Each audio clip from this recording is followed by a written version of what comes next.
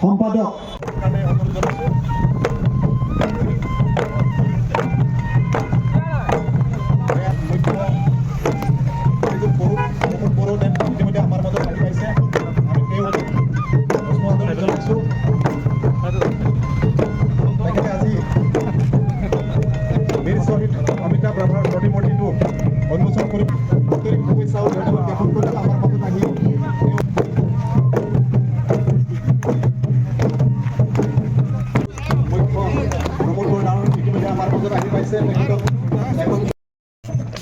BTR চৰকাৰৰ মুখ্য মানুহ শ্ৰীযুত প্ৰমোদ বৰদেৱে প্ৰথমতে গেটৰ ফিতা কাটি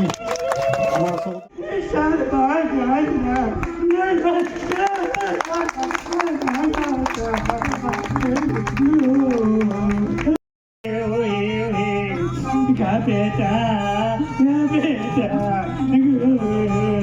बिथांखौ आं उन्दै समनिफ्रायनो लोगो मोनदों आरो बिथाङा जोंनि न'आवबो फैयोमोन जोंनि आफाजोंबो मोजां सोमोन्दो दङमोन आरो लोगोसे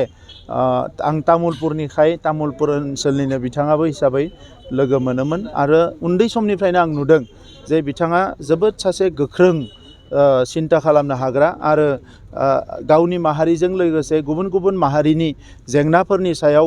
गोख्रोङै साननो हानाय आरो माखासे संग्राम खालामनो हानाय सासे दैदेनगिरिमोन नाथाय मोनसे जाथायाव बिथाङा जिउ गारनो गोनां जादों आङो बिथांनि सोरगोआरि जिउ सोलेरनि खाथियाव खुलुमनायखौ बावहरदों आरो दिनै बेवहाय राभानि माखासे जातीय आफादफ्रा माहारि आफादफ्रा ज' जानानै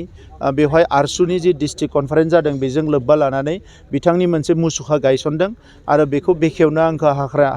हांख्रायनाय लेखायै आं फैदों आरो बेखौ बेखेवनो मोननानै आङो गोजोननाय मोनदों आङो बिथांनि जि थैनाय सान आरो जोनोम सान बेवहाय बे ओनसोलाव रायजो जानाय राभा माहारिल' नङा गुबुन गुबुन माहारिनि सुबुंफ्राबो ज' जानानै बिथांखौ सिबिगोन आरो बिथाङा होलांनाय जिखिनि कन्ट्रिबिउसन जिखिनि बिहोमा आरो बेजों लोगोसे बिथाङा फोरोंलांनाय जिखिनि